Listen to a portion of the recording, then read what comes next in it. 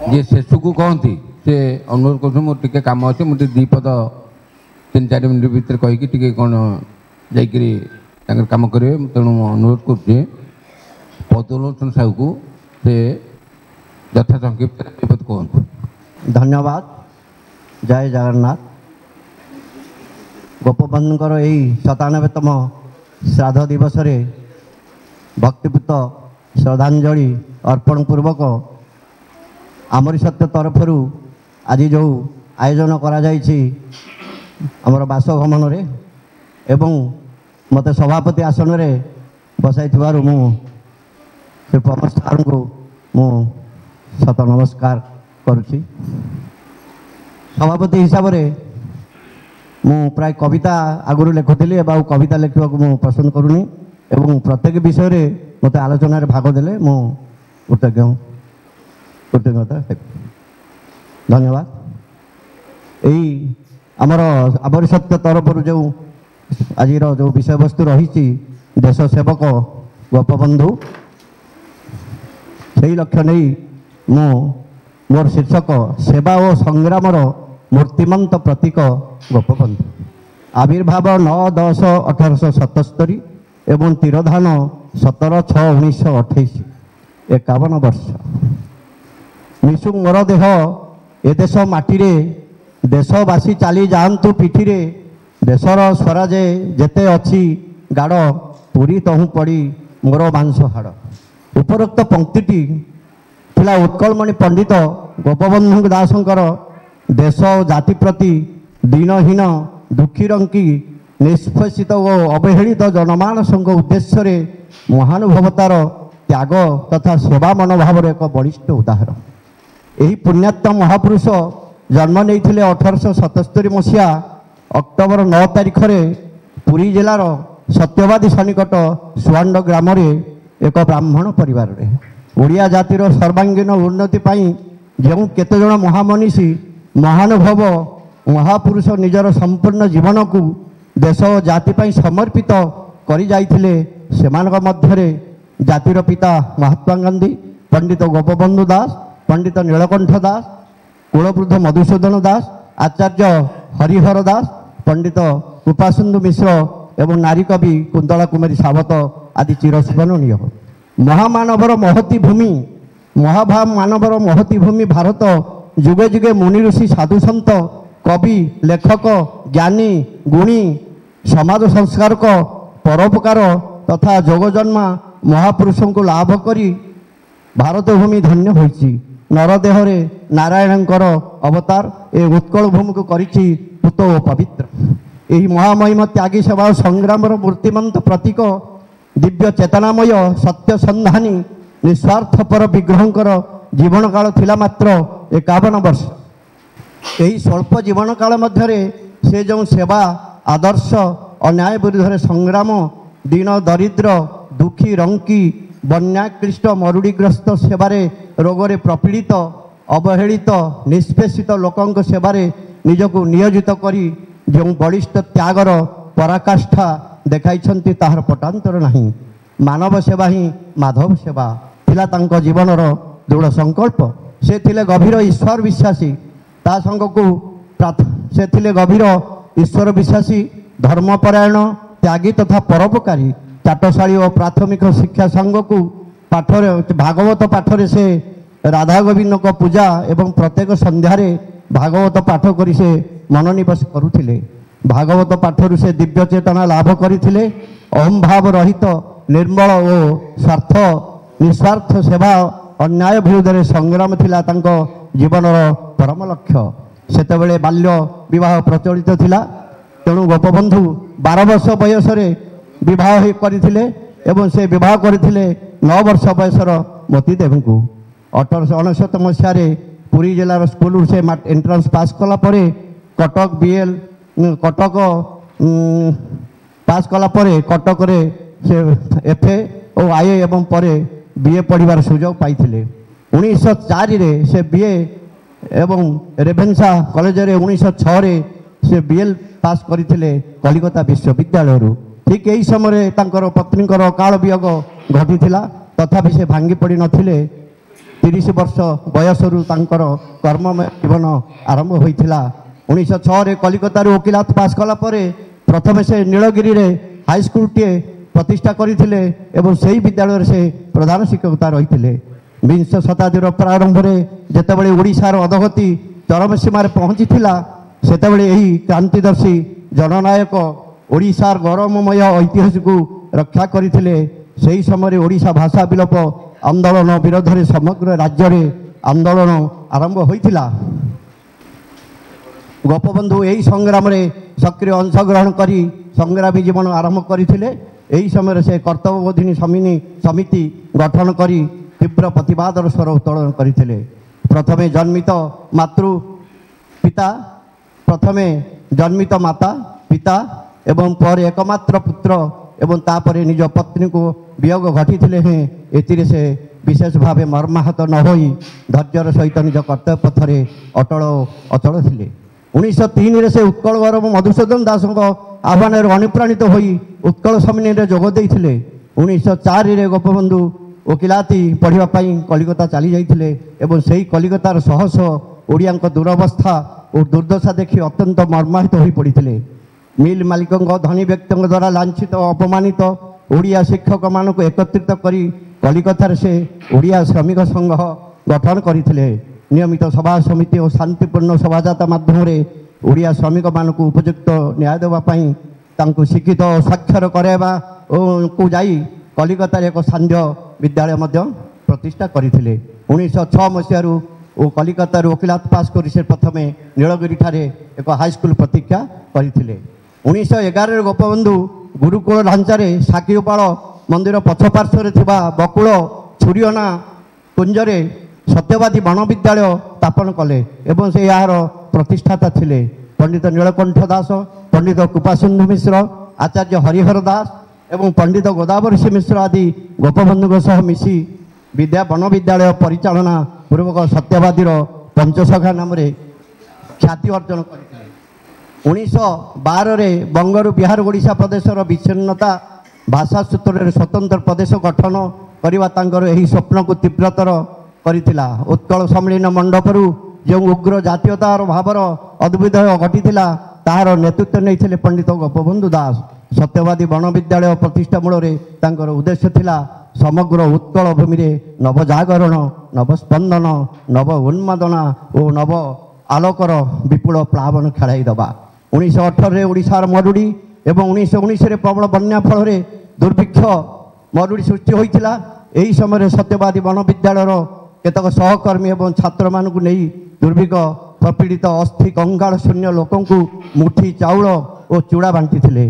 दुर्भिक्ष समय मुठी शाग, चाकुंडा पत्र, घास पत्र और कुंडा आदि खाऊथिबार देखि से भो भो कांदी पकाई। 1909 अक्टोबर 4 तारिख पवित्र विजयादशमी तिथि रे गोपबंधु संवाद पत्रिका साप्ताहिक प्रकाश करथिले। यह थिला तांको सेवा और संग्रामर मुखपत्र। इंग्रेज सरकार विरोध में संवाद मान प्रकाश करी प्रबल विरोध हो पड़ी फल तांको जेल जावाक पड़ीथिला। गोपबंधु जेल खलास होला परे कटक ठारे एक विशाल सभार आयोजन करी ओडिशावासी को संबोधन करथिले। उक्त सभार विशिष्ट वैज्ञानिक आचार्य प्रफुल्ल चंद्र राय तांको उत्कलमणि आख्या प्रदान करथिले। एही महापुरुष निज जीवन उतापरे अन्यर शीतलता को दूर करुथिले। निजे जड़ी अन्य को निज कर्म त्याग द्वारा अन्यर जीवन दारिद्र को क्षुधार्थ को से उपशम करुथिले। गोपबंधु एकाधार जड़े महान जनसेवक, त्यागी, समाज संस्कारक, नेता, वक्ता, कर्मी, संगठक, शिक्षक, कवि, लेखक, प्राबंधिक, संपादक, सांबादिक, स्वाधीनता संग्रामी, आईनजीवी, शिक्षाविद सहित बिहार ओडिशा विधानसभार सभ्य थिले। गोटे भल मनीष तैयारी कारखाना गढ़ी तोड़बार से थिले सिद्धहस्त। से मानव सेवा को माधव सेवा बोली भावुथिले एवं जननी जन्मभूमि स्वर्गादपि गरियसी नीति अनुप्राणित होई कहूथिले आमे माने प्रथमे मनुष्य पर भारतीय एवं सर्वशेष आमे ओडिया। भाषा विषय गोपबंधु लिखिछंती लोके जो भाषा को बुझंती ताहा ही सरकार भाषा हेबा उचित। शासनर धारा और कौशल लोकों पाई अवध्य हेबा वांछनीय नुहे। मानव शासन को नियंत्रण करने अधिकार देवाक हेले इंग्रेजी अपेक्षा प्रादेशिक भाषार प्रचलन बेसी दरकारी बोली से कहते। तेणु रंगाजीव गंगाधर भाषा मातृभूमि मातृभाषार ममता जाहृदय जनमी नहीं ताकू जदि ज्ञानी गणरे गणिबा अज्ञान रहिबे काहीं। से कहते गण साहित्य नथिले जाति उधेई पारिबो नहीं। समाज रे केवल उच्च श्रेणीर लोक थिले गण साहित्यर आवश्यकता नथंता, किंतु समाज रे एही अशिक्षित और अर्धशिक्षित लोक अछंती जो माने बिलरे हल करबा समय भी उपेन्द्र भंजकर गीत को बोली पारुथिले। राजनीति अपेक्षा से देश सेवा को अधिक पसंद करुथिले। गोपबंधुकर उच्चारण और आचरण समान थिला। तेणु से संकल्प पूरण करने निमित्त निस्वार्थ सेवा त्यागर जीवन को आपणे नहीं समाजर कल्याण करी मानव समाजर निम्न उद्देश्य को पूरण करने उद्देश्य कहते। स्वाधीनता मानवर जन्म अधिकार स्वाधीन भाषण पुणी स्वाधीन विहार स्वाधीन जीवन पुणी स्वाधीन समिति चारि स्तंभे मानवर समाज संस्कृति। से जहा गोपबंधु महात्मा मान्यक असहयोग आंदोलन में भाग नहीं प्रथमे ओडिया भावे से जेल जाइथिले। 1924 रे से जेल रु मुक्त होला परे उत्कल प्रादेशिक सम्मेलन में भाग नहीं। गोपबंधु सेवा त्याग मानविकता और सांगठनिक दक्षतार मुग्ध होई लाला लजपत राय तांकू लोकसभा मंडलर सदस्य भावे मनोनीत करथिले। 1925 रे गोपबंधु बन्याकृष्ट ओडिशावासी को सेवार 3 वर्ष कठिन परिश्रम करी ए लोकसभा मंडल बैठक में जोगदवा जेतेबेले से लाहौर जीवा बाटरे ओडियार श्रमिक मानकर समस्या को नहीं से कलिकता रे अटकी जाइथिले एवं कलिकता रे एक अस्वास्थ्यकर कोठरी रे से परिवेश रही सेठारे से टाइफॉइड रोग रे आक्रांत होइथिले। परिशेष से ही रोगाक्रांत अवस्था से सत्यवादी फेरी आसी दीर्घ 2 मास शଯ୍याशायी होई 1928 जून 17 तारिख रे पवित्र नेत्रोत्सव रविवार संध्या 7:25 रे शेष निश्वास त्याग करथिले। वास्तविक यही महामहिम महानुभव जाति देश प्राण महामनीषी मरी मध्य चिरदिन पाई अमर होई रहिबे एथिरे संदेह नहीं। आसंतु तांकर 97तम श्राद्ध दिवस रे श्रद्धांजलि अर्पण करी अतीत को दोहराइबा। गोपबंधु साहित्य कृति धर्मपद बंदीर आत्मकथा कार कविता गो महात्म अवकाश चिंता रण पर चिलिका दर्शन इंद्रधनु कल्पलता मुकुर एकाम्र विद्यालय सत्यवादी पत्रिका एवं समाज साप्ताहिकी पर यह नीतिदिन समाज रे परिणत होइतिला जहाँकि आज 105 वर्ष अतिक्रांत होइछि। संग्राम उद्यम प्रथमे नीलगिरी रे हाईस्कूल प्रतिष्ठा पुरी ठारे पुरी सेवा समिति पुरी ब्राह्मण समिति जगन्नाथ विधवाश्रम पुरी संस्कृत कॉलेज इत्यादि कटक ठारे कर्तव्य बोधिनी समिति कटक इंजीनियरिंग स्कूल रेभेन्सा कॉलेज इत्यादि कलिकता ठारे ओडिया श्रमिक संघ संध्या विद्यालय इत्यादि चक्रधरपुर ठारे ओडिया संरक्षण पांठी एवं समग्र ओडिशा रे उत्कल युवक समिति गठन करी बहु जनकल्याण कार्यमान करथिले। संबलपुर रे हीराकुद डैम एवं बंध प्रकल्प नक्शा को से प्रथमे सुपारिश करथिले। गोपबंधु सर्वदा कहथिले महात्मा गांधी जेपरी कहथिले एवं करुथिले से निज हाथ में अरट चलाई लुगा बुणी से आंठू पर्यंत पिंधुथिले। तांकरी नीति शिक्षा अनुसरण करी गोपबंधु कहथिले अरट चलाओ प्रति घरे घरे ग्रामर कलह तुटाओ ग्राम रे गृह रे अरट ग्रामे पंचायत ग्रामवासी गण मध्य एकमत जातीय ममता विश्व जनप्रीति उत्कलवासीर यह हेउ नीति निज सुख लगी जात नुहे हिंदू विश्व हिते हिंदू प्रति रक्त बिंदु। गोपबंधु धर्मपद कवितार लिखिछंती ए जगते कहा पुओ बा कहार समस्ते माया भियाण सार्थक जन्म तार एकासीना पर हिते जार प्राण। धर्मपद कवितार 12 वर्षर बालक धर्मार समग्र जाति पाई किपरि आत्मोत्सर्ग बा आत्मबली देइछि ताहार एक मर्मस्पर्श कहानी। गो महात्म तांकर गो महात्म सेवा और उन्नति विधान उद्देश्य यही ग्रंथटी रचित। हिंदू माने मुख्यतः गो किंबा गाई को देवतार सम्मान दे था।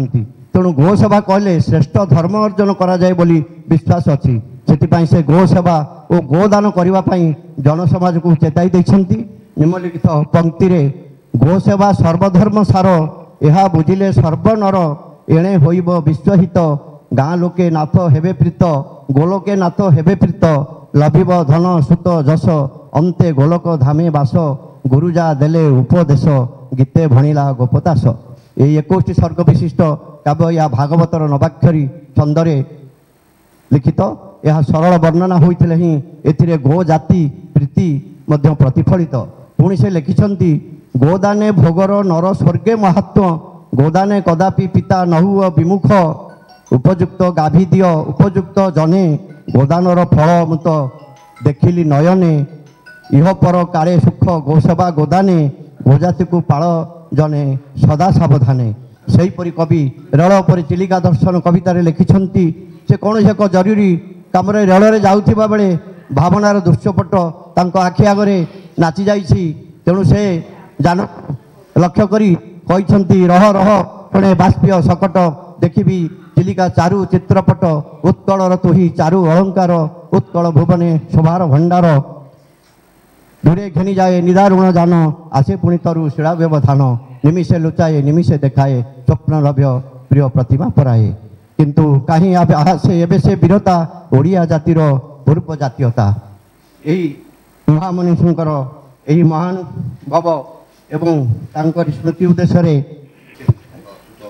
ଶେଷରେ ମୁଁ ଏତିକି ତାଙ୍କର ଶ୍ରଦ୍ଧାଞ୍ଜଳି ଉତ୍ସବରେ କହିବି ତୁମ୍ଭେ ମୁଁ ଏଇଟା ମୁଁ ନିଜେ ଲେଖିଛି ତୁମ୍ଭେ ଗୋପବନ୍ଧୁ ଦେଶ ପ୍ରାଣ ଇନ୍ଦୁ କାହିଁ ଗଲ ଅସ୍ତ ହୋଇ ଖୋଜୁଛି ଏ ରାଜ୍ୟ ଖୋଜୁଛି ସ୍ୱରାଜ ଖୋଜେ ଏ ଉତ୍କଳ ଭୂଇଁ ତୁମେ ଉତ୍କଳର ସୁଯୋଗ୍ୟ ସନ୍ତାନ ତୁମେ ହେ ମହାନୁଭବ ତୁମେ ମହିହାନ କୋଟି କୋଟି ପ୍ରାଣେ ତୁମେ ହେ ମହାନ କେଣେ ଗଲ ଅସ୍ତ ହୋଇ ଖୋଜଇ ତୁମକୁ ଏ ସାରା ସମାଜ ଖୋଜଇ ତୁମକୁ ଏ ସାରା ସମାଜ 97ତମ ଶ୍ରାଦ୍ଧ ଦିବସରେ ଅଶ୍ରୁ ଶ୍ରଦ୍ଧାଞ୍ଜଳି ପାଇଁ ଖୋଜି ଏ ଉତ୍କଳ ଭୂଇଁ ଖୋଜେ ଏ ଉତ୍କଳ ଭୂଇଁ। ଧନ୍ୟବାଦ। ଜୟ ଜଗନ୍ନାଥ। ଧନ୍ୟବାଦ ପାଣିଗ୍ରାହୀ ମହୋଦୟଙ୍କୁ ଅନୁରୋଧ କରୁଛୁ ସେ ଆସି ତାଙ୍କର ସଂକ୍ଷିପ୍ତ ବକ୍ତବ୍ୟ ରଖନ୍ତୁ। ମନ୍ମାଥ ଶ୍ରୀ ଜଗନ୍ନାଥ ମଦଗୁରୁ ଶ୍ରୀ ଜଗଦ୍ଗୁରୁ ମଦାତ୍ମା ସର୍ବଭୂତାତ୍ମା ତସ୍ମୈ ଶ୍ରୀ ଗୁରବେ ନମଃ।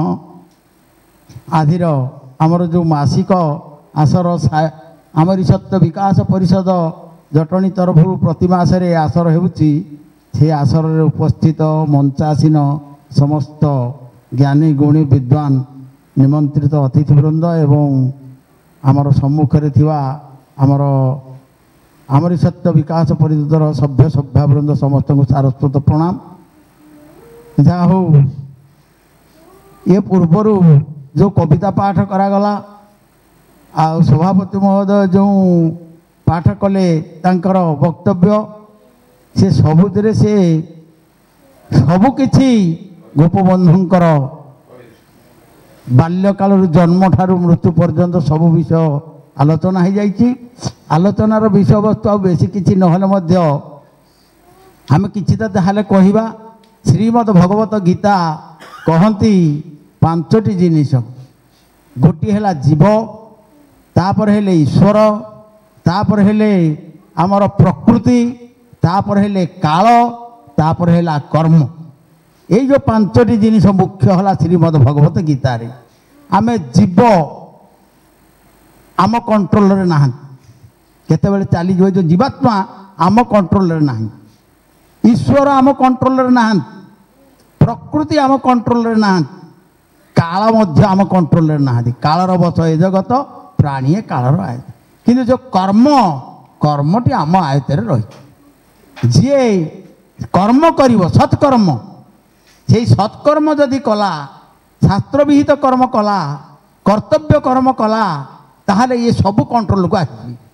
সময় আসিଯିବ ଆମେ ଯଦି ଜଣେ ଶିକ୍ଷକ ହିସାବରେ ସମୟାନୁବର୍ତ୍ତିତା ହେଇଗଲା ତାହେଲେ ସେ ମଧ୍ୟ ପ୍ରଶଂସିତ ହେବ।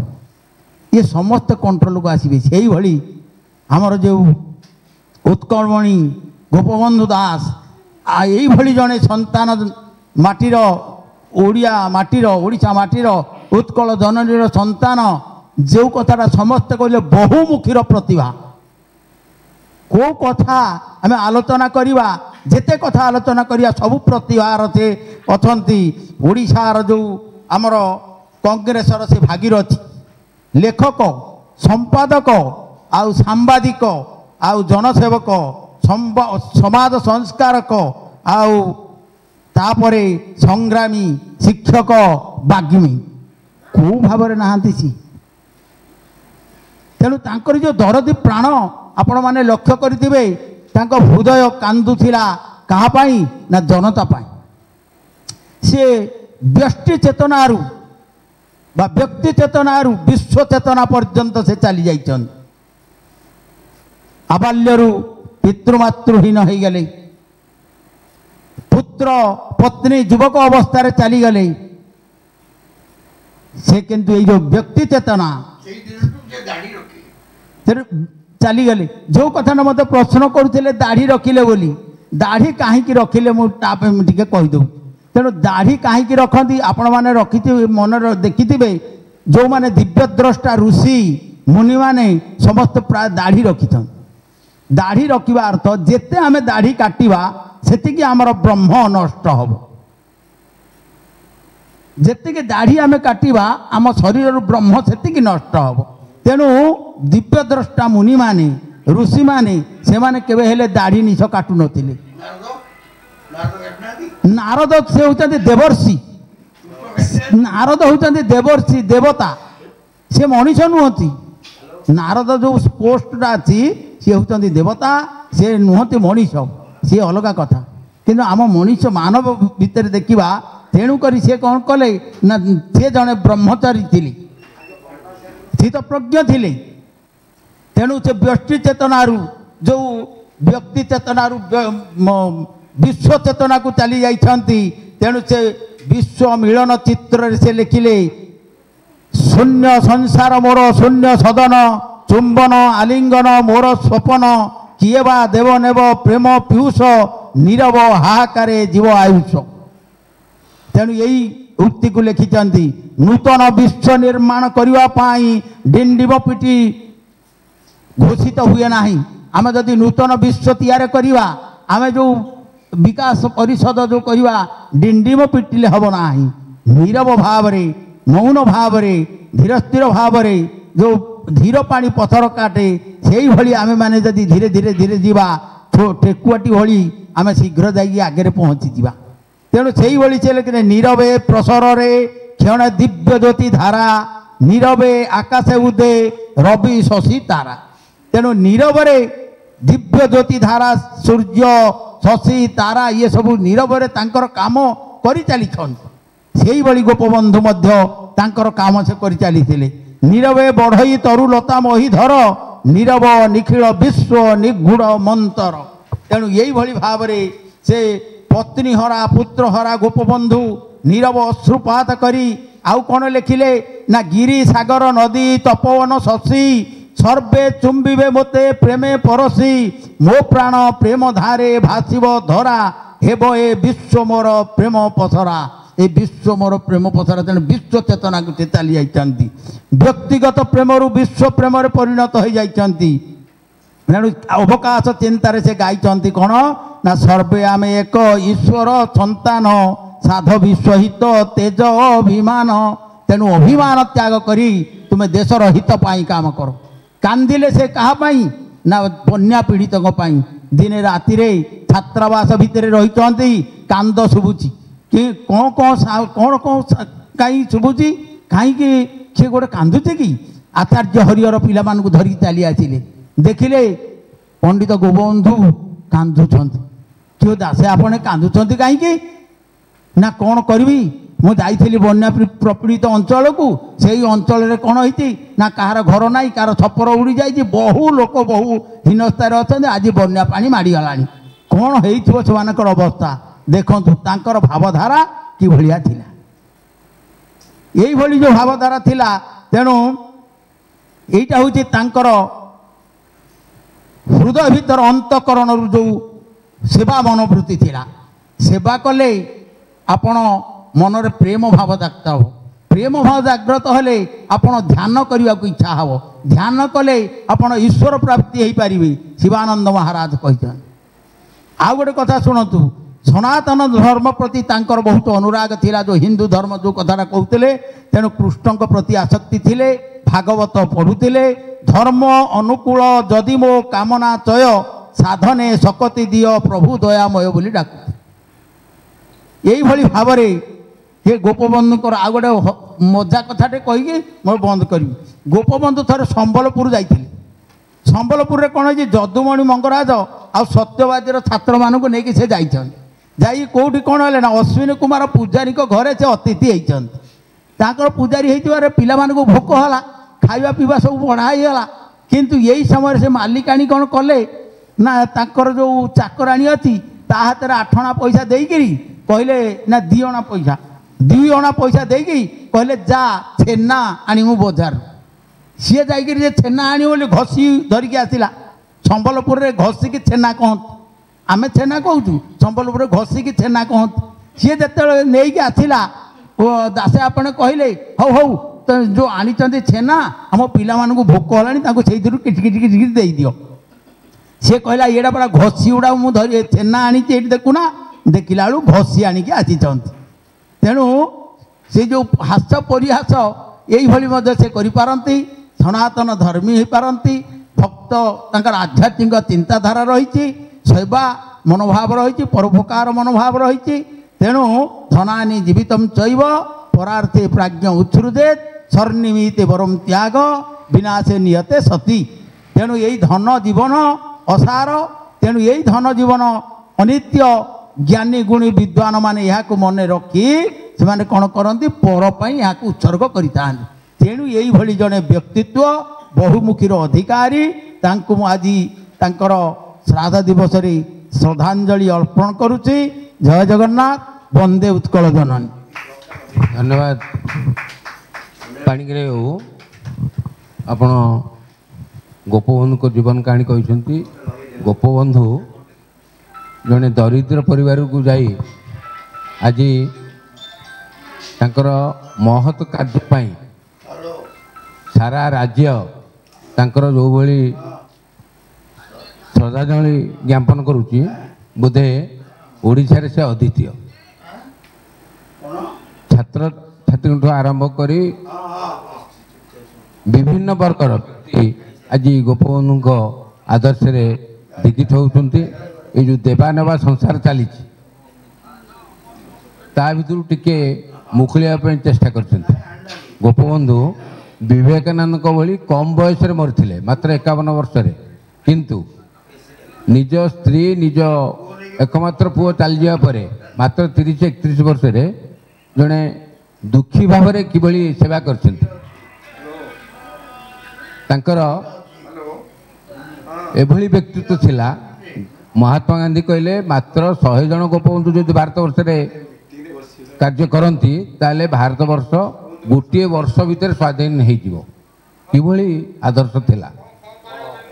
ସିଏ ହେଉଛନ୍ତି ଉତ୍କଳମଣି ଗୋପବନ୍ଧୁ ଦାସ। ଏହାପରେ ଆମେ ଜଣେ ଶିକ୍ଷକରୁ ଶିକ୍ଷା ବିଭାଗର ଜଣେ ପଦସ୍ଥ ଅଧିକାରୀ ଭାବେ କାର୍ଯ୍ୟ କରିଛନ୍ତି। ବିଭିନ୍ନ ଧାର୍ମିକ ଅନୁଷ୍ଠାନ ସହିତ ଜଡ଼ିତ ଅଛନ୍ତି। ତାଙ୍କ ପରିବାର ସମସ୍ତେ ମଧ୍ୟ ଶିକ୍ଷା ବିଭାଗରେ କାର୍ଯ୍ୟ କରୁଛନ୍ତି। ଶ୍ରୀଯୁକ୍ତ ବ୍ରଜବନ୍ଧୁ ନାୟକ, ସେ ତାଙ୍କର ସଂକ୍ଷିପ୍ତ ବକ୍ତବ୍ୟ ରଖିବା ପାଇଁ ମୁଁ ଅନୁରୋଧ କରୁଛି। ବ୍ରଜବନ୍ଧୁ। ଧନ୍ୟବାଦ ସାର୍। ଆମରି ସତ୍ୟ ବିକାଶ ପରିଷଦ ଜଟଣୀ ଖୋର୍ଦ୍ଧା ଆନୁକୂଲ୍ୟରେ ଆଜି ଆମର ପଦ୍ମଲୋଚନ ସାହୁଙ୍କ ଘରେ ଅନୁଷ୍ଠିତ ଯେଉଁ ହେଉଛି ସ୍ୱତନ୍ତ୍ର ଅଧିବେଶନ, ସଭାପତି ମହୋଦୟ, ଉପସ୍ଥିତ ଆମର ସତ୍ୟ ବିକାଶ ପରିଷଦର ସଭ୍ୟଗଣ, ଆମେମାନେ ପାରମ୍ପରିକ ଗତିରୀତିରେ ଗତି କରୁଛେ। ଯେଉଁଟା ସାର୍ ଥରେ କହିଲେ ଯେ ଆମେ ଯେକୌଣସି କାମ ଯେତେ ଠିକ୍ରେ କରିବା, ତେବେ ଦେଖିବେ ତାର ପ୍ରୋଗ୍ରେସ୍ ମାନେ ଅବଶ୍ୟମ୍ଭାବୀ। ତେଣୁ ଯେଉଁଟା ସାର୍ ଧରିଲେ, ପ୍ରେସିଡେଣ୍ଟ କାହାକୁ କହିଦେବେ, ପଛରେ କାହିଁ କହିବେନି। କିନ୍ତୁ କଥା ହେଲା, ସାର୍ ହେଉଛନ୍ତି କ'ଣ, ପଦ୍ମଲୋଚନ ସାର୍ ସାହିତ୍ୟର ଛାତ୍ର ଥିଲେ କଲେଜ ସ୍ତରରେ। କିନ୍ତୁ ଚାକିରି ତ ରହିଲେ ରେଳବାଇରେ। ଆଉ ତାଙ୍କର ଯେଉଁ କହିବାର ଇଚ୍ଛା, ତାଙ୍କର ଯାହା ଭିତରେ ଭାଷା ପ୍ରତି ଯେଉଁ ଆକର୍ଷଣ ଅଛି, ନିଷ୍ଠା ଅଛି, ତାହା ସେ କହିବାକୁ ଚେଷ୍ଟା କଲେ। ସେଥିପାଇଁ ତାଙ୍କୁ ବହୁତ ଧନ୍ୟବାଦ। ଆଉ ଆମର ତ ଜୱାହର ସାର୍ ଅଛନ୍ତି, ସେ ମଧ୍ୟ ସାହିତ୍ୟର ଛାତ୍ର। ଯାଉନା କାହିଁକି ଆମେ କିନ୍ତୁ ଯେକୌଣସି ମତେ, ଯେହେତୁ ଆମେ ସମସ୍ତେ ଶିକ୍ଷିତ ଲୋକ, ଜାଣିଶୁଣା ଲୋକ ଅଛେ, ଆମେ ପାରାଫିନା ମେଣ୍ଟେନ୍ କରିବା। ଯେମିତି କରିବା ସେମିତି କଲେ ଦେଖିବେ ଆମର ଉତ୍କର୍ଷତା ନିଶ୍ଚିତ ଆସିବ। ଦ୍ୱିତୀୟ କଥା ହେଲା ଗୋପବନ୍ଧୁଙ୍କର ଆଜି ଶ୍ରାଦ୍ଧ ଦିବସରେ ବେଶୀ ଆଉ କିଛି କହିବାର ନାହିଁ। ସାର୍ ତ ତାଙ୍କର ଲେଖାରେ ସବୁ କଥା A ଠୁ Z କହିଦେଇଛନ୍ତି। ଆଉ ଯାହା କଲେ କ'ଣ ବାକି ଅଛି ସେ ବାକି ମୋ ଆଖି ଗୋଟେ ଗୋଟେ ଦିଶିଲା ଯେ ତାଙ୍କ ଶିକ୍ଷା କଥାଟି ବେଶୀ ଆଲୋଚନା ହେଇନାହିଁ। ମାନେ ସେ ମହାପୁରୁଷ ସାର୍ କହିଲେ, ମହାପୁରୁଷଙ୍କ ଲକ୍ଷଣ ଆମେ ଜାଣିଛେ, ତାଙ୍କ ତ୍ୟାଗ ଅଛି, ବଳିଦାନ ଅଛି, ବିଶ୍ୱ ଭାତୃତ୍ୱ ଅଛି, ଜାତି ପ୍ରେମ ଅଛି, ସେବା ମନୋବୃତ୍ତି ଅଛି, ସବୁକିଛି ତାଙ୍କ ପାଖରେ ଅଛି, ସେଟା ଆଲୋଚନା ହେଇଯାଇଛି। ଏବଂ ଆମେ ସମସ୍ତେ ପିଲାଦିନୁ ପାଠ ପଢ଼ି ପଢ଼ି ଗୋପବନ୍ଧୁ ବିଷୟରେ ଆସିଛେ। ଯଦି ଆମେ ଏଇ ବୟସରେ ପୁଣି ଆମେ ସେଇଗୁଡ଼ିକ କହିଦେବା, ଥରେ ମନେ ପକାଇଦେବା ଭଲ କଥା, କିନ୍ତୁ ତାକୁ ଟିକେ ଆନାଲିଟିକାଲ କରିବା।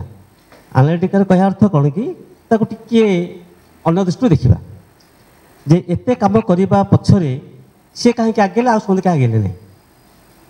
ସେତେବେଳେ ତ ବହୁତ ଲୋକ ଥିଲେ, ତାମାନେ ସେ ହେଉଛନ୍ତି ମହାପୁରୁଷ। ସମସ୍ତଙ୍କର ହୃଦୟ, ସମସ୍ତଙ୍କର ଆତ୍ମା ସେ ପ୍ରକାର ନଥାଏ। ଯିଏ ସେମିତି ଜନ୍ମ ହୋଇଥାଏ ଯେଉଁ ବେଳାରେ ଯେଉଁ ସତ୍ତାରେ ତାକୁ ଏଇ ବୁଦ୍ଧି ଦିଶିଥାଏ। ତେଣୁ ସିଏ ହେଉଛନ୍ତି କ'ଣ ଭଗବାନଙ୍କର ଗୋଟେ ଗିଫ୍ଟ ଆମ ଓଡ଼ିଶାବାସୀଙ୍କ ପାଇଁ, କେବଳ ନୁହଁ ଭାରତକ ପୃଥିବୀ ପାଇଁ।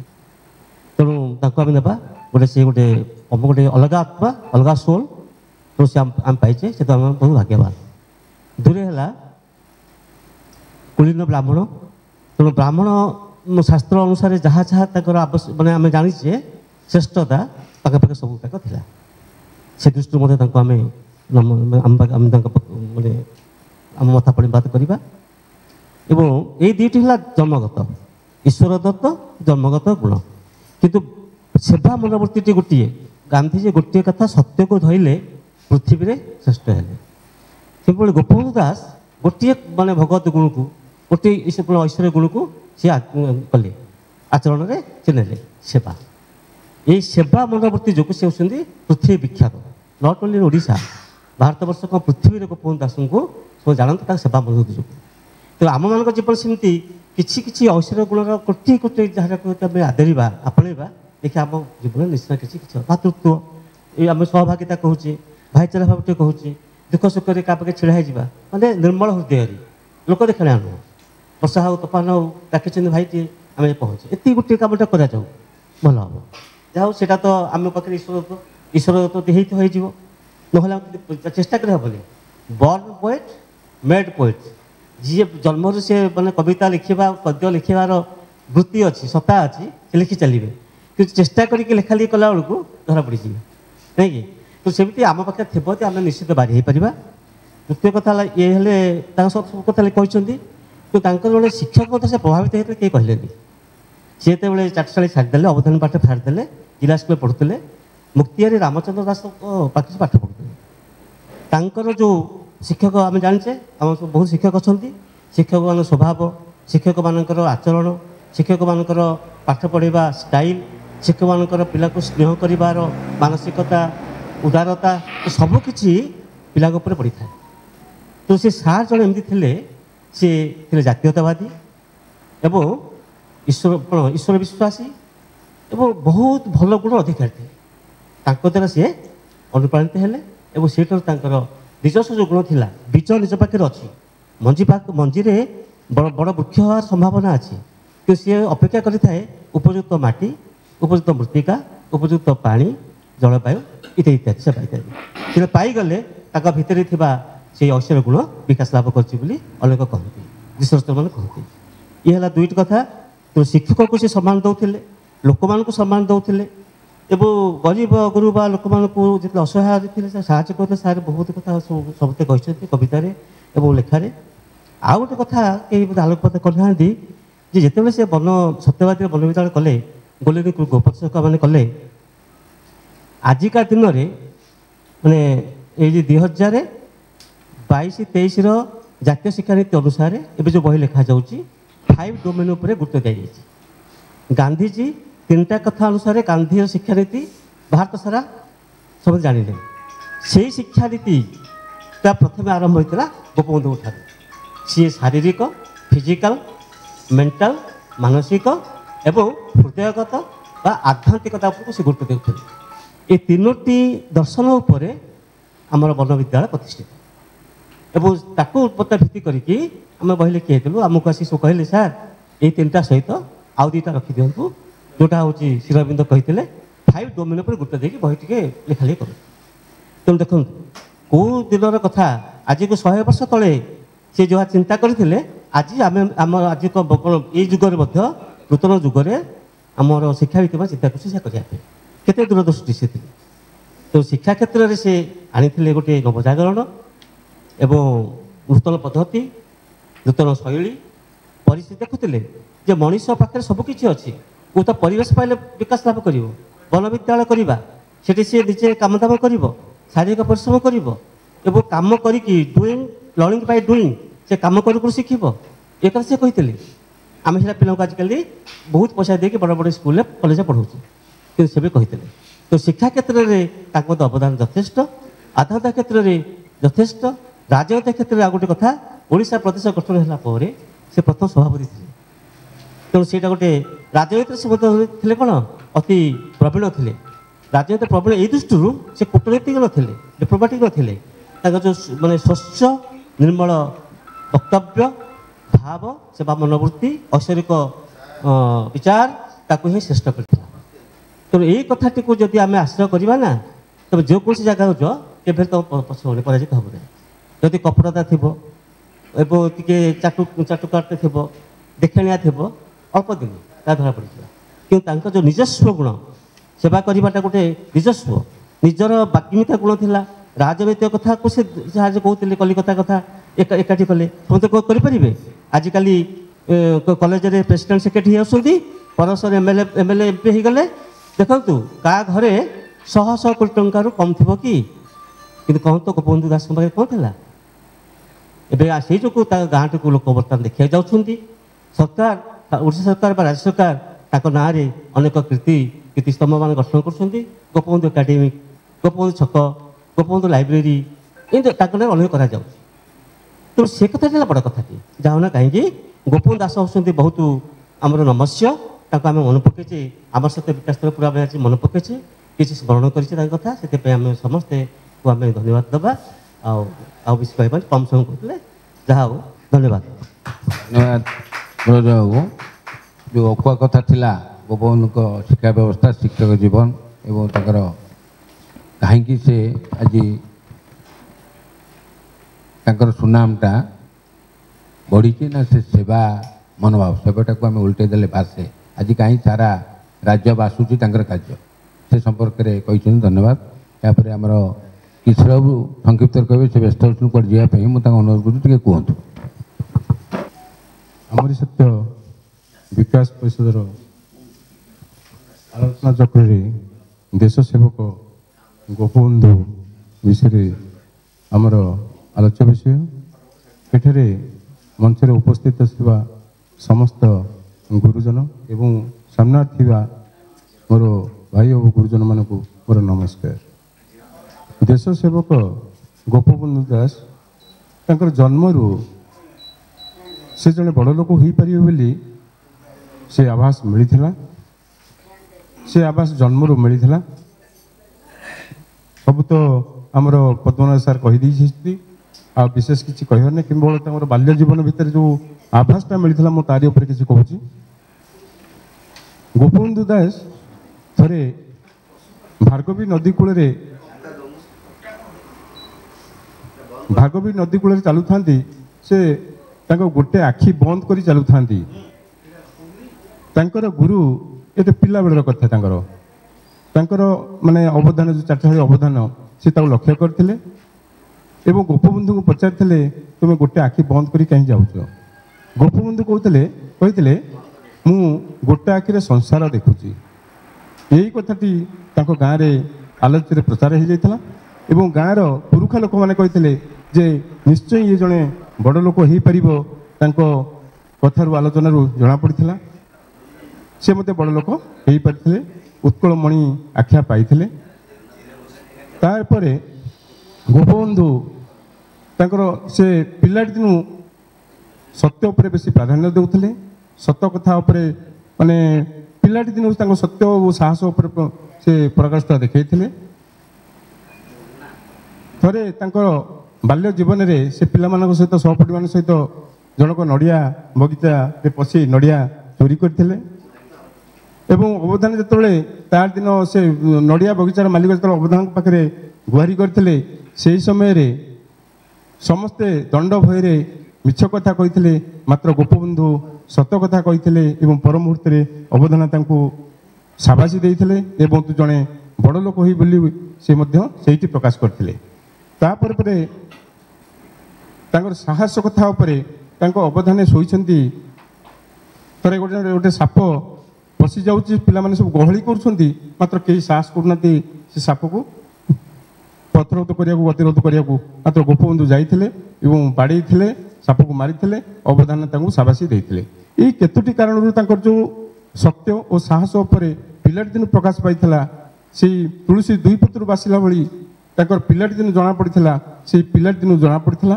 ତେଣୁ ଆମେ ସମସ୍ତେ ସବୁ ତ ତାଙ୍କ ବିଷୟରେ ଜାଣିଛେ, ବହି ପଢ଼ିଛେ, ଜାଣିଛେ, କିନ୍ତୁ ଆମର ଲକ୍ଷ୍ୟ ଆମେ କେମିତି ସତ୍ୟ ଏବଂ ସାହସୀ ହୋଇପାରିବା, ସତ୍ୟ କଥା କହିବା, ସାହସୀ ହୋଇପାରିବା।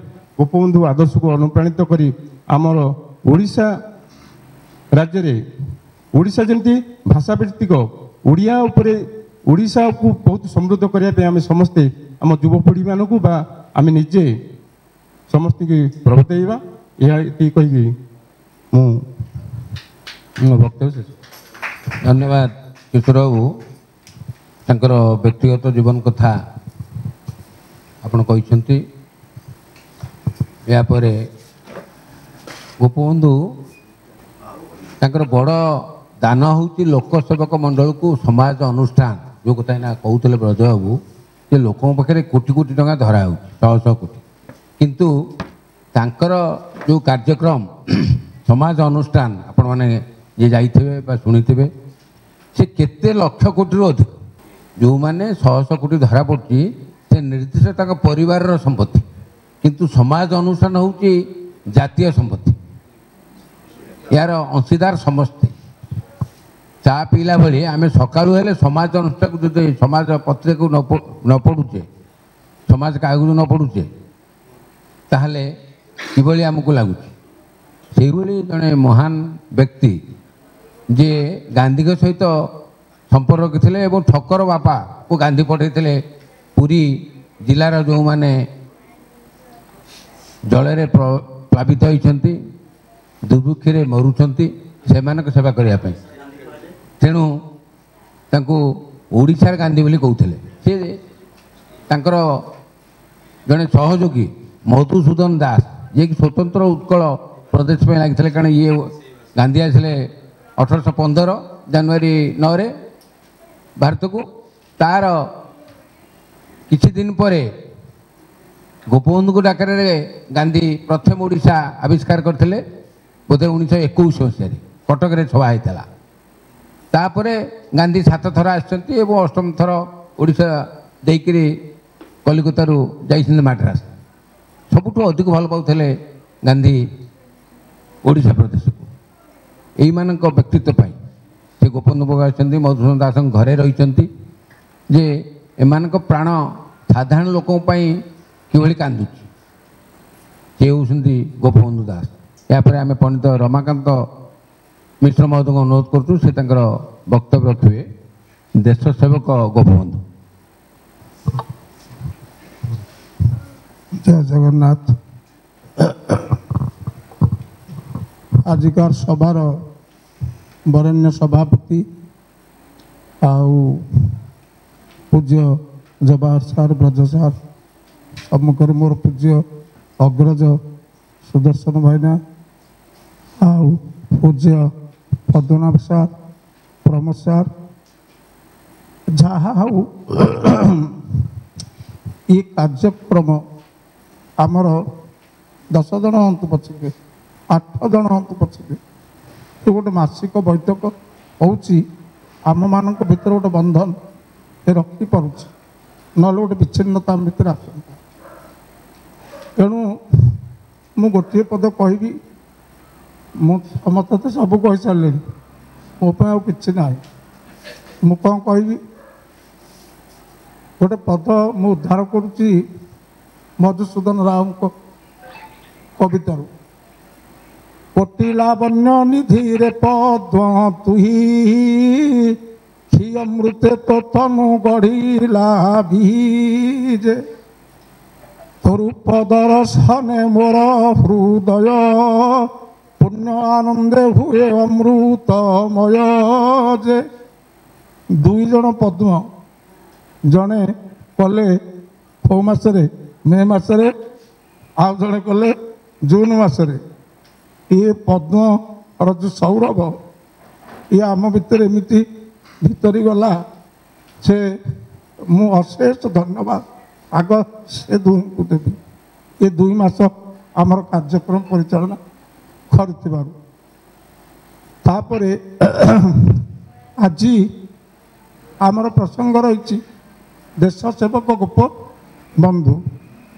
ରାଜ୍ୟ ପାଇଁ ଦେଶ ପାଇଁ ଗୋପବନ୍ଧୁ କ'ଣ କରିଥିଲେ ସମସ୍ତେ ସବୁ କଥା କହିଲେଣି। ମୁଁ ତାଙ୍କ ଜୀବନର 2-3ଟା କଥା କହିବି, ଆଉ ଯୋଡ଼େ 3ଟା ପଦ ଗୀତ ମୁଁ ଗାଇବି, ତାପରେ ବନ୍ଦ କରିଦେବି। ଗୋପବନ୍ଧୁ 51-52 ବର୍ଷ ବୟସରେ ମରିଗଲେ। କାହିଁକି, କ'ଣ ପାଇଁ ଏତେ ଅଳ୍ପାୟୁ ହୋଇଗଲେ? ଏ ବାବଦରେ ଶରତଚନ୍ଦ୍ର ମୁଖାର୍ଜୀ ଲେଖିଛନ୍ତି, ମୁଁ ଗୋପବନ୍ଧୁଙ୍କୁ ଯେଉଁ ଅବସ୍ଥାରେ ଦେଖିଛି ନିଜ ଆଖିରେ, ଏଭଳି ଅବସ୍ଥାରେ ଯଦି ଜଣେ ମଣିଷ କାମ କରେ ସେ କେବେ ଦୀର୍ଘାୟୁ ହେଇପାରିବ ନାହିଁ, ମରିଯିବ ଅଳ୍ପ ଦିନରେ। ଯାହାର ନିଜ ସ୍ୱାସ୍ଥ୍ୟ ପ୍ରତି ଆଦମ ଯତ୍ନ ନାହିଁ।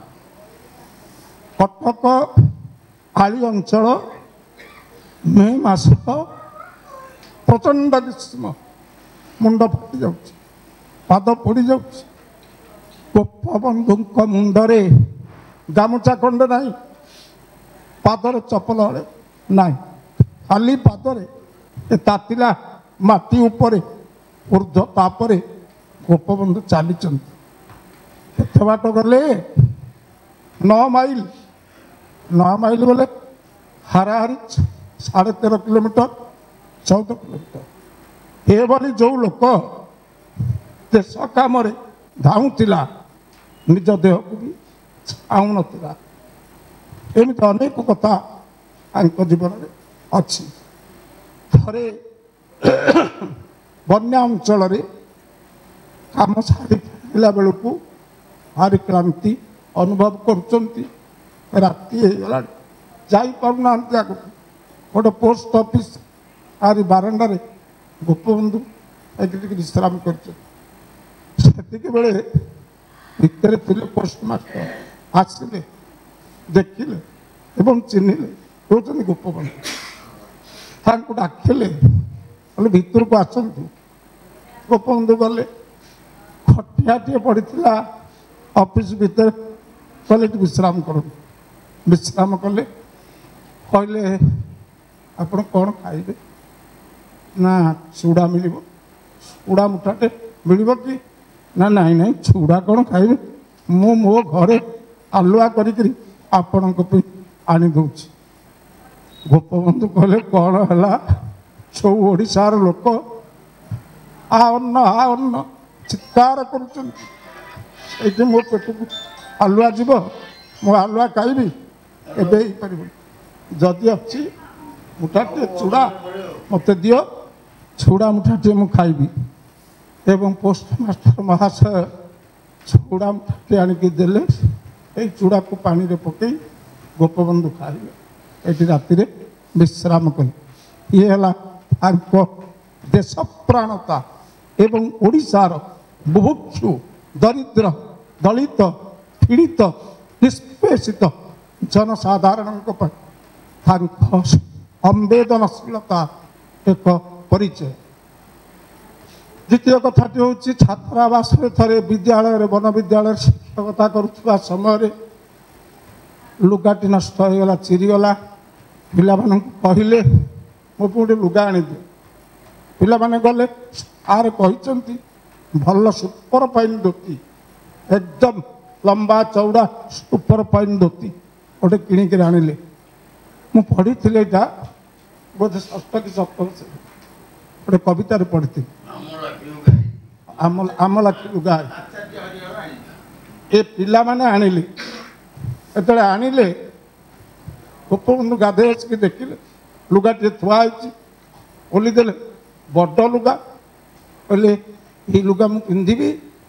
ମୋର ଗୋଟେ ପଦ ମନେ ପଡ଼ୁଛି, ସେ କହିଲେ ସବୁ ଓଡ଼ିଶାରେ ନବଯୌବନୀ ଝିଅମାନେ, ଯୁବତୀମାନେ, ବହୁଭାଷୁଣୀମାନେ ନିଜ ଅବୟବକୁ ଆବୃତ କରିବା ପାଇଁ ଚିରା ସାତସିଆ ଲୁଗା ବ୍ୟବହାର କରୁଛନ୍ତି। ଆବଶ୍ୟକ ପଡ଼ିଲେ ପୁରୁଷମାନଙ୍କର ଧୋତି ପିନ୍ଧୁଛନ୍ତି। ଏଇ ଓଡ଼ିଶାର ଦାଣ୍ଡରେ ବିବେକ ନିନ୍ଦି ଏ ଲୁଗା ପିନ୍ଧି ଚାଲିବି ଅବୋଧ ଭଳି। ମୋର ବିବେକକୁ ନିନ୍ଦା କରି ଏ ଲୁଗାକୁ ପିନ୍ଧିକି ଗୋଟେ ନିର୍ବୋଧ ଭଳିଆ ଓଡ଼ିଶା ଦାଣ୍ଡରେ ଚାଲିବି। ଠିକ୍ ମତେ ଏ ଲୁଗା ମୋ ପିନ୍ଧୁଅ, ତମେ ଯାହା ଲୁଗା। ସେଠୁ ପିଲାମାନେ ଜାଣିପାରିଲେ ଏବଂ ଯାଇକିରି ଆଉ ଗୋଟେ ଲୁଗା କିଣିକିରି ଆଣି ପିନ୍ଧିଲେ। ଆଣ୍ଠୁ କ'ଣ ପିନ୍ଧିଲେ ବନ୍ଧୁ ଆଣ୍ଠୁ ଲୁଚିଲା ନାହିଁ, ହୃଦୟ ଖୋଲିଦେଇ କହିଦେଲେ ବନ୍ଧୁ ଆମ ଲାଗି ଲୁକାଇ। ଲୁଗା ଟିକେ ପିନ୍ଧିଲେ ଅଧଡ଼ ଧୋତି, ଆଣ୍ଠୁ ଲୁଚିଲାନି ଗାନ୍ଧୀଙ୍କ ଧୋତି ପରି ଧୋତି, ଏବଂ କହିଲେ ଇଏ ହେଉଛି ଆମ ପାଇଁ ଲୁଗା। ଇଏ ଏକ ସମ୍ବେଦନଶୀଳତା ଏ ଜାତିର ଦରିଦ୍ର ଜନସାଧାରଣଙ୍କ ପ୍ରତି ଗୋପବନ୍ଧୁଙ୍କର। ଇଏ ହେଉଛି ତାର ଦ୍ୱିତୀୟ ପରିଚୟ। ଆପଣମାନେ ଲକ୍ଷ୍ୟ କରି ଇଏ ଗୋଟିଏ କଥା, ସବୁ ପୋଷ୍ଟମାଷ୍ଟରଙ୍କ କଥା କହିଲି। ଗୋପବନ୍ଧୁ ଚାଲି ଆସିବା ପରେ 3-4 ଦିନ ପରେ ପୋଷ୍ଟାଲ ଡିପାର୍ଟମେଣ୍ଟ ଅଫିସର ଆସିଲେ, ସେ ରହିଲେ ସେଇଠି ଏବଂ ପରଟା ଆଉ ମାଂସ ତରକାରୀ ଖାଇବା ପାଇଁ ବିଚାର କଲେ। ଖଟ ଉପରେ ବସିକି ମୁଁ ଖାଇଲି। ଯେତେବେଳେ ଖଟ ଉପରେ ଖାଇବା ପାଇଁ ଯାଆନ୍ତି, ପୋଷ୍ଟମାଷ୍ଟର ତାଙ୍କୁ ହାତ ଯୋଡ଼ିକି ପ୍ରାର୍ଥନା କଲେ, କହିଲେ ଆଜ୍ଞା ଇଏ ଖଟ ଉପରେ ଜଣେ ମହାତ୍ମା ମହାପୁରୁଷ ବସିଥିଲେ। ସେଇଦିନ ଠାରୁ ଏ ଖଟକୁ ମୁଁ ମୁଣ୍ଡିଆ ମାରୁଛି, ଆପଣ ତା ଉପରେ ବସିକିରି ପରଟା ମାଂସ ତରକାରୀ ଖାଇବେ। ଖରାପ ଭାବିବେନି ମୋତେ, ଏଇଟା ହେବା ପାଇଁ ମୁଁ ଦେବିନି। ଏ ଜଣେ ମହାପୁରୁଷ ଦେବଦୂତ ଜଣେ ବସିଥିଲେ। ଅଫିସର ବାଧ୍ୟ ହୋଇକରି ଅଲଗା ଜାଗାରେ ବସିଥିଲେ। ଏହିପରି ଥିଲା ଗୋପବନ୍ଧୁଙ୍କର କଥା। ବହୁତ କାହାଣୀ ତାଙ୍କ ଜୀବନ ଉପରେ ଅଛି। ତାଙ୍କର ସବୁ କବିତା ସେ ଲେଖିଛନ୍ତି, ସବୁଟା ହେଉଛି ଅବକାଶ ଚିନ୍ତା।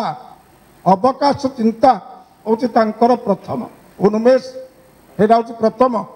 এই ଅବକାଶ ଚିନ୍ତା ବହିଟି କେତେ ଗୁଡ଼ିଏ କ୍ଷୁଦ୍ର କବିତା ନେଇକରି ଗଠିତ ହେଇଛି। ଏଇଟା ଏ ବହିଟା, ଏହା ଦେହରେ ରହିଛି ନଚିକେତା ଉପାଖ୍ୟାନ, କୋକିଳ, ଆଉ ଗୋଟେ ରହିଛି କବିତା ଉପେନ୍ଦ୍ର ଭଞ୍ଜ, ଏମିତି ନାନା କଥା ରହିଛି।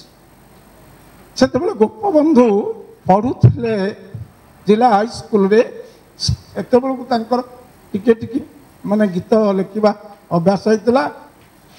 ହବିବର ରାଧାନାଥ ରାୟଙ୍କୁ ଭାରି ଘୃଣା ସେ କରୁଥିଲେ ଛାତ୍ର ଅବସ୍ଥାରେ, ମାଟ୍ରିକ ଛାତ୍ର। ଏବଂ ରାଧାନାଥ ରାୟ ଏତେବେଳେ ଅଲ୍ ଓଡ଼ିଶାର ଶିକ୍ଷା ବିଭାଗର ପରିଦର୍ଶକ। ତେଣୁ ଗୋପବନ୍ଧୁ ଲେଖିଲେ କ'ଣ ଧଡ଼ିଆ ପଣ୍ଡିତ ମନେ, କ'ଣ ଶୃଗାଳ କେଶରୀ, ଏମିତି ଗୋଟେ କବିତା ଲେଖିଥିଲେ ବିଦ୍ରୂପ କରିକିରି ରାଧାନାଥଙ୍କୁ କାନୁ କଲା, ଲେଖିଲା। ଏଠି ସାହସକାର ପୁରୀରେ ପଡ଼ିଲା ବେଳେ ଏଟା ତଲସା ହେଲା। ଗୋପବନ୍ଧୁ ଲେଖିଛନ୍ତି। ରାଧାନାଥ ଆସିଲେ ତାଙ୍କୁ ଦେଖିବାକୁ, ପୁରୀ କି ଆସି ପରିଦର୍ଶନ କରିବାକୁ, ଏବଂ ଏହା ନିଷ୍ପତ୍ତି ହେଲା ଆମକୁ ବିଦ୍ୟାଳୟରୁ ବହିଷ୍କାର କରାଯିବ। ତାପରେ କେତେ କହିଲେ, ନାଇଁ ନାଇଁ ପିଲା ଲୋକ କିଏ କାହାର ପ୍ରରୋଚନାରେ ପଡ଼ିକି ସେ ସେମିତି ଲେଖିଦେଇଛନ୍ତି, ତାଙ୍କ ଉଦ୍ଦେଶ୍ୟ ସେୟା ନୁହଁ ଇତ୍ୟାଦି ବୁଝାବୁଝି କରିବା ପରେ ହେଲେ ହଉ, ହୁଏତ ଦି ପ୍ରକାର ମତ ଅଛି। କେତେକ କହନ୍ତି ଗୋପବନ୍ଧୁଙ୍କର ଛାତ୍ର ବୃତ୍ତି କାଟି ଦିଆଗଲା, ନତୁବା ଆମକୁ 10 ଟଙ୍କା ଜୋରିମାନା କରାଯାଇଥିଲା। ଏଭଳି ସ୍ପଷ୍ଟବାଦ ନିର୍ଭୀକ। ପରବର୍ତ୍ତୀ ପର୍ଯ୍ୟାୟରେ ରାଧାନାଥ ଗୋପବନ୍ଧୁଙ୍କ ପ୍ରତିଭାରେ ବିମୋହିତ ହେଲେ, ଗୋପବନ୍ଧୁ ରାଧାନାଥଙ୍କ କବିତ୍ୱରେ ମଧ୍ୟ। ଏଣୁ ରାଧାନାଥଙ୍କର କବିତ୍ୱର ପ୍ରଶସ୍ତି ଗାନ କରି ସେ ଲେଖିଛନ୍ତି। ଗୋପବନ୍ଧୁ ଲେଖିଛନ୍ତି କ'ଣ ଲେଖିଛନ୍ତି? ଦେବୀ ବୀଣା ପାଣି ଶାଶ୍ୱତ ସେବକ କବି ରାଧାନାଥ ସୁଷମା ଗ୍ରାହକ ଭ୍ରମୀ ବହୁ ସ୍ଥାନ ବିଶାଳ ଭାରତେ ନଦ ନଦୀ ମରୁ କାନନ ପର୍ବତେ ଦେଖିଲେ ପ୍ରକୃତି ବିବିଧ ପ୍ରକାଶ କିନ୍ତୁ ଶୋଭାଲୁବ୍ଧ ଶୁଦ୍ଧ ଅଭିଳାଷ ସୁଖ ଶାନ୍ତି ପ୍ରୀତି କାହିଁ ଏକାଧାରେ ନ ପାଇଲେ ଯଥା ମିଳେ ତୋହ ଠାରେ। ଏଣୁ ଉତ୍କଳର ତୁହି ସୌନ୍ଦର୍ଯ୍ୟର ଖଣି ସାରସ୍ୱତ ନେତ୍ରେ ବାଛି ତହୁଁ ମଣି ସୁଦକ୍ଷ ବିନ୍ଦାଣୀ ରଛି ଯେଉଁ ହାର ହର୍ପିଲେ ଉତ୍କଳ ଭାରତୀ ଗଳାର ଚିର ଦିନ ତାହା ରାଜୀବ ରୁଚିର ତାହା ଦେଖି ଭାବୁକେ ଲୋଡ଼ିବେ ତ ତୀର। ରେଢ଼ା ଉପରେ ଚିଲିକା ଦାସ୍ତାନ କବିତା। ଚିଲିକା ଉପରେ ଗୋପବନ୍ଧୁ ମତ ଦେଇଛନ୍ତି। ରାଧାନାଥ କବି ସମଗ୍ର ଭାରତବର୍ଷର ପ୍ରାକୃତିକ ସୌନ୍ଦର୍ଯ୍ୟପୂର୍ଣ୍ଣ ଭୌଗୋଳିକ ସ୍ଥାନ ଗୁଡ଼ିକୁ ଚିଲିକା କାବ୍ୟରେ ଥୋଇ ଦେଇଛନ୍ତି। ସମଗ୍ର ଭାରତ ବୁଲି ବୁଲି ରାଧାନାଥ ଯାହା ଖୋଜୁଥିଲେ ତାହା କେଉଁଠି ପାଇନଥିଲେ ଏବଂ ପାଇଥିଲେ ଚିଲିକାରେ। କ'ଣ? ସୁଖ ଶାନ୍ତି ପ୍ରୀତି।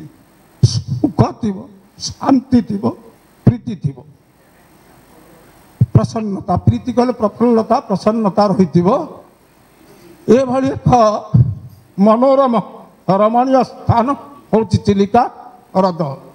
ତେଣୁ ରାଧାନାଥ କବି ଚିଲିକା ରୂପ ଖଣିରୁ ନିଜର ସାରସ୍ୱତ ନେତ୍ରରେ, ନିଜର କବି ଦୃଷ୍ଟିରେ ସୌନ୍ଦର୍ଯ୍ୟ ରୂପକ ମଣିଗୁଡ଼ିକୁ ଚୟନ କରି ଓ ହାରଟିଏ ତିଆର କଲେ। ଏ ହାରଟା ହେଲା ଚିଲିକା କାବ୍ୟ। ତାକୁ ଉତ୍କଳ ଭାରତୀ ଓଡ଼ିଆ ଭାଷା ଜନନୀର ଗଳାରେ ରାଧାନାଥ ପିନ୍ଧେଇ ଦେଇଛନ୍ତି। ଏଇଭଳି ତାଙ୍କର ପ୍ରଶସ୍ତି ଗାନ କଲେ ପରେ ଗୋପବନ୍ଧୁ, ଯେ ଛାତ୍ରାବସ୍ଥାରେ ତାଙ୍କର ନିନ୍ଦା କରୁଥିଲେ। କବି ସମ୍ରାଟ ଉପେନ୍ଦ୍ର ଭଞ୍ଜ କବିତାର ଭଞ୍ଜଙ୍କର ଯଶ ଗାନ କରି କହିଛନ୍ତି, ଗାଏ ତୁମ୍ଭ ଗୀତ ସଭାରେ ପଣ୍ଡିତ ପଥେ ପନ୍ଥ ହୃଷ୍ଟ ମନା ବିଲେ ଗାଏ ଚଷା ଅନ୍ତଃପୁରେ ଯୋଷା ନୃତ୍ୟରତେ ବାରାଙ୍ଗନା। ୟା ବ୍ୟତୀତ ଆଉ ଟିକେ ଗୋଟିଏ କଥା କହିବି, ଯେଉଁ କବିତାଟି ସମସ୍ତେ କହନ୍ତି, ଏଇ କବିତା ବାବଦରେ ଗୋଟିଏ ପଦ କହିବି। ନିଜ ସ୍ୱାର୍ଥ ପାଇଁ ଜାତ ନୁହେଁ ହିନ୍ଦୁ, ବିଶ୍ୱ ହିତେ ହିନ୍ଦୁ ପ୍ରତି ରକ୍ତ ବିନ୍ଦୁ। ଏଇଟା ଗୋପବନ୍ଧୁ ଲେଖିଥିଲେ। ଏଇଠି କ'ଣ ହେଇଛି ସାର୍ ଟିକେ କଥା, ଦିନେ ଆଚାର୍ଯ୍ୟ ହରିହର ଏ କବିତାଟିକୁ ଗୁଣଗୁଣେଇକି ଗାଉଥାନ୍ତି। ନିଜ ସ୍ୱାର୍ଥ ପାଇଁ ଜାତ ନୁହେଁ ହିନ୍ଦୁ, ଏ ବିଶ୍ୱ ହିତେ ହିନ୍ଦୁ ପ୍ରତି ରକ୍ତ ବିନ୍ଦୁ। ଆଚାର୍ଯ୍ୟ ହରିହର ଗାଉଛନ୍ତି। ସେତିକି ବେଳେ ଆପଣମାନେ ଜାଣିନଥିବେ, ସଂସ୍କୃତର ଜଣେ ବଡ଼ ବିଦ୍ୱାନ, ଯାହାଙ୍କ ଘର ସେଇ ପୁରୀ ଅଞ୍ଚଳରେ ଶ୍ରୀରାମଚନ୍ଦ୍ରପୁର ନା କ'ଣ, ତାଙ୍କ ନାଁ ହେଉଛି ଭୁବନେଶ୍ୱର ରଥ। ଏଥିଲେ ଆଠଗଡ଼ ରାଜା ବିଶ୍ୱନାଥ ବର୍ମାଙ୍କର ସଭା ପଣ୍ଡିତ। ଇଏ କୌଣସି କାରଣରୁ ରାଜାଙ୍କ ନିକଟରୁ ଚାଲି ଆସିଥିଲେ ଏବଂ ବନ ବିଦ୍ୟାଳୟରେ ଶିକ୍ଷକତା କରୁଥିଲେ, ସଂସ୍କୃତ ଶିକ୍ଷକ ଥିଲେ। ତାଙ୍କ କାନରେ କବିତାଟା ପଡ଼ିଲା। ଆଚାର୍ଯ୍ୟ ହରିହର ଗାଉଛନ୍ତି ଯେ ବିଶ୍ୱ ହିତେ ହିନ୍ଦୁ ପ୍ରତି ରକ୍ତ ବିନ୍ଦୁ ଇତ୍ୟାଦି। ସେ ତ ପଣ୍ଡିତା ଦୋଷ ଦର୍ଶିନ, ପଣ୍ଡିତମାନେ ତ ଦୋଷ ଦେଖିବେ। ସେ କହିଲେ ଏ କବିତାରେ ଟିକେ ଭୁଲ ରହିଗଲା। ନା କ'ଣ? गोटे द्विरुक्ति दोष रहीगला डबल होगा गोटे कथा ना कौन है ना निज स्वार्थ निज कहले तो निज ओ कहले तो निज एणु निज अर्थ हो बा अर्थ हो जहाँ गोटे रहा निज रहा स्व रहा भूल हो गला गोपबंधु जानिले छाणिबा पर गुणग्राही गोपबंधु आदर सहित ग्रहण कले पंडितंकर ये दोषटा को ग्रहण कले ग्रहण करके काटिकी अर्थ जगार लिखिले सुख निज सुख पाई जात नुहे हिंदू विश्व हिते तार प्रति रक्तबिंदु तेणु ये तो गोटे कथा आउनी भाईना व्यस्त हे जीवे बोली सी जब सभापति हाँ हाँ ठीक हाँ हाँ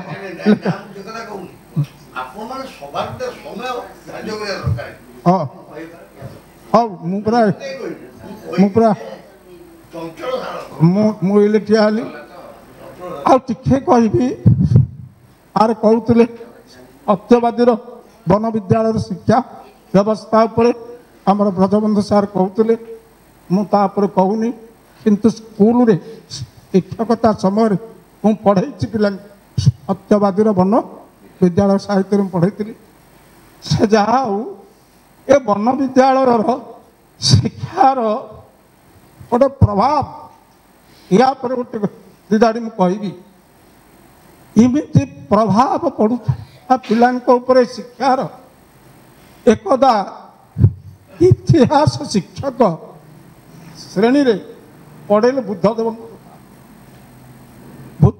कथा पढ़ऊ पढ़ऊ दीटा पिलार मन में आसीगला सन्यास ये भाविले आम संसार त्यागी हो बुद्धदेव भाया सन्यास या विचार करी समस्त अज्ञात से दिन पढ़े अरे कुआड़े गले खोजा पड़ा थे विद्यालय जन शिक्षक देखिले कटक दीटा पिला बुलूचन बुझे सुझे धरिक आनिले वन विद्यालय पहुँचवा गोपबंधु बुझेले गोटे बापार जोड़े पुओ दीटा पुओरु गोटे पुओ किसी करूनी घरे बसी आउ गोटे पुओ कर्म करी रोजगार करुच्ची बापा कौ पुओटा को भल पाइब दीटा पिला को पचराला जोड़ीटा पिला जुगपत उत्तर देले चौ पुओटा कर्म करी रोजगार कर बापा ताकू भल पाइब ना जो बस ना ताकू भल पाइबनी तुम बैराग्य हम सन्यासी हम बसिक खाइब कर्मी हुआ कर्म जोगी हुआ कर्म कर आहुनी बंद करुच्ची पदटी कहि धर्मपद कवितारू तो धर्मपद कवितार ये पदटी समस्ते गाँती पुरुष परी मरिबा महीरे नुहे नर पौरुष फर हित लगी ए मरे जे महीरे से एकाशु पुरुष बसी बसी कर्म न करी महीरे भीरु का पुरुष परी मृत्युवरण करवा मनुष्यर ये पुरुषार्थ नुहे पर हितरे प्राण देई कर्म करी जे देह त्याग करे जगत से पुरुष फल पदटा हूँ कर्मे जी नर कर्म एका तार जीवनर मान दंड एणु कर्मयोगी कर्मवादी यही भाव बहुमुखी व्यक्तित्वर अधिकारी थे जो गोपबंधु आज 97तम श्राद्धवार्षिकी आम पालन करुचे केवल पालन करी एमती गोटे जो सेदिन कहते आचार सर्वस्व आ प्रचार सर्वस्व आम हवा उचित नुह आम सेपरी आचरण कर्म देखाई पारे निश्चित भाव में आम मानकर समाजर मंगल एवं आत्मशांति पाइब एति कही मोर वक्तव्य शेष कर अनेक अनेक धन्यवाद पंडित रमाकांत सार को यापर प्रतिष्ठाता प्रमोद सार अशुद्ध थे गोटे पद आसी न कहले आमको भल लगे प्रमोद सार आसतु समस्त को नमस्कार वास्तविक गोपबंधु को आम उत्कलर मणिबेली कही था। मणि मैंने बहुत आम सम्मान दे था। वास्तविक मुझे जानी जे गोपबंधु जड़े आदर्श शिक्षक थे, वन विद्यालय स्थापन करते एवं तांका पाखरे जो पंचसखा जो मैंने कहते जे से मैंने आसिकी जो चाकरी करते बड़ बड़ चाकरी छाड़ी आसिक चाकरी करते एवं से गोटे आवासिक विद्यालय थिला, सेठी चरित्र गठन होता। और गोपबंधु कहते जे मु सही शिक्षा को बुझे जो शिक्षा अतीत रे दिया होता माने आश्रम रे दिया होता एनसेंट एजुकेशन, किंतु वर्तमान जो चारिकांत भितर जो शिक्षा देउची ता प्रकृत शिक्षा नुह, जहाँ माध्यम आम चरित्र भी गठन करें। चरित्र गठन उपर से गुरुत्व देते। मु खाली गोटे पद कहबी जे गोपबंधु दुईटी आम तांकर दान, गोटे हूँ सत्यवादी वन विद्यालय आ गोटे हूँ समाज। सत्यवादी वन विद्यालय सी स्वाधीनता संग्राम में जोगदे गले महात्मा गांधी आदर्श अनुप्राणित होकर से सत्यवादी वन विद्यालय धीरे धीरे तल को गला, ध्वंस पाईगला। एवं से एक स्मृति होकर रही ओडिया विश्वविद्यालय गठन है। आउ गोटे हूँ समाज, सेटा बढ़ी बढ़ी चली एवं तार प्रतिष्ठा रही, तार सम्मान भी ओडिशा रे रही। तेणु आम जेकोसी जिनस सृष्टि करवा निश्चिंत भाव में गोटे तलू को पड़े। घरे दुईटी पिला जन्म हेले, दुईटी पुआ जन्म हे, जड़े निश्चिंत भाव में भल हम, आउ जड़े भी खराब हो पाए। किंतु आम से जदि जत्न नवा निश्चिंत भाव में से आमको पथ प्रदर्शन करेंगे। तेणु गोपबंधुंकर दुईटी सृष्टि भितर गोटे समाज एवं भी सुधा अच्छी आमको पथ प्रदर्शन करुच्ची। तांकर जो आदर्श अच्छी से आदर्श रे समाज बन्या प्रपीड़ित लोक मान सेवा करुच्ची। निर्भीक संवाद पत्र भाव से परिगणित स्पष्ट संवाद परिवेशन करे। तेणु मोर आशा विश्वास आम जेकोसी कम करवा भल भाव करवा से आम निश्चित भाव में सुनाम रहा शिखबार अच्छे। ये कही रोचे। धन्यवाद।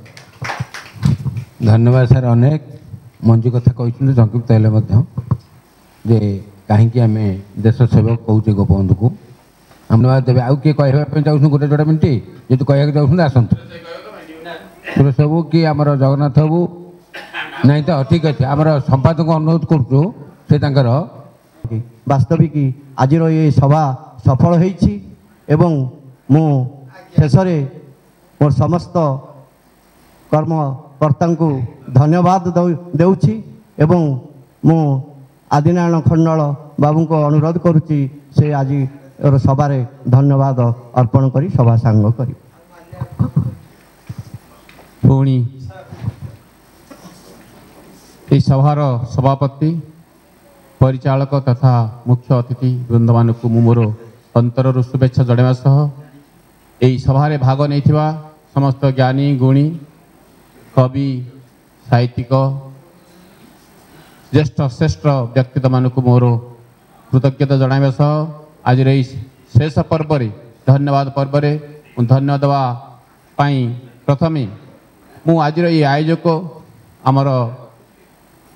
आमर सत्य विकास परिषद जड़े आजीवन सभ्य आमर पद्मनाभ भाई एवं ताकर जो चेष्टा जो आगु चिंता करते आज आम घरे तार सफल रूपायन देवे से सफल कर देखाई अशेष धन्यवाद दूसरी आम सत्य विकास परिषद तरफ मो तरफ एवं तांकर परिवार वृंद समस्त समस्त सहयोग जहाँ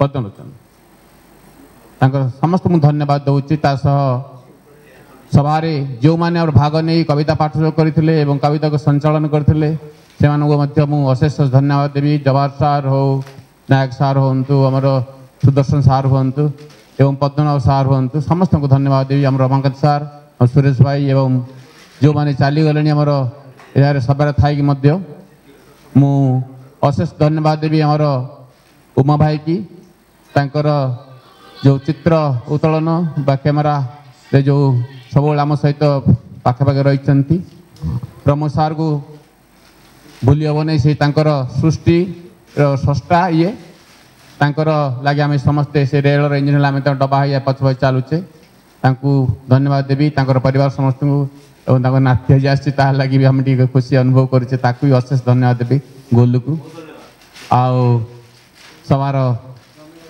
ସୁରେଶ ଭାଇକୁ ମଧ୍ୟ ଧନ୍ୟବାଦ ଦେବି ଆଉ ଯେଉଁମାନେ ଚାଲିଗଲେ ସମସ୍ତଙ୍କୁ ଧନ୍ୟବାଦ ଦେଉଛି ଯେହେତୁ ସମୟ ଅତିକ୍ରାନ୍ତ ସାର୍ ବି ଆଜି ଦୁଃଖିତ ଟିକେ ବେଶୀ ସମୟ ଅତିକ୍ରାନ୍ତ ହେଇଗଲା ତା ପାଇଁ ଆମେ ମଧ୍ୟ କ୍ଷମା ମାଗୁଛେ ଆଗକୁ ଆମେ ଚିନ୍ତା କରିବା କେମିତି ସମୟର ସାପେକ୍ଷ ସୁବିନିଯୋଗ ହେବ ତାକୁ ଆମେ ଚିନ୍ତା କରିବା ସେତିକି ଆମେ ଆଲୋଚନା କରିବା ଆଗକୁ ସମସ୍ତଙ୍କୁ ପୁଣି ଧନ୍ୟବାଦ ଦେଇ ଆଉ ସେ ଅମର ଆତ୍ମାକୁ ପୁଣି ପ୍ରଣାମ ଜଣାଇ ଆଜିର ମୋର ସଭାର ଏଇ ଯେଉଁ ଧନ୍ୟବାଦ ପ୍ରଭାବ ଇଏକୁ ସମାପ୍ତ କରୁ ଧନ୍ୟବାଦ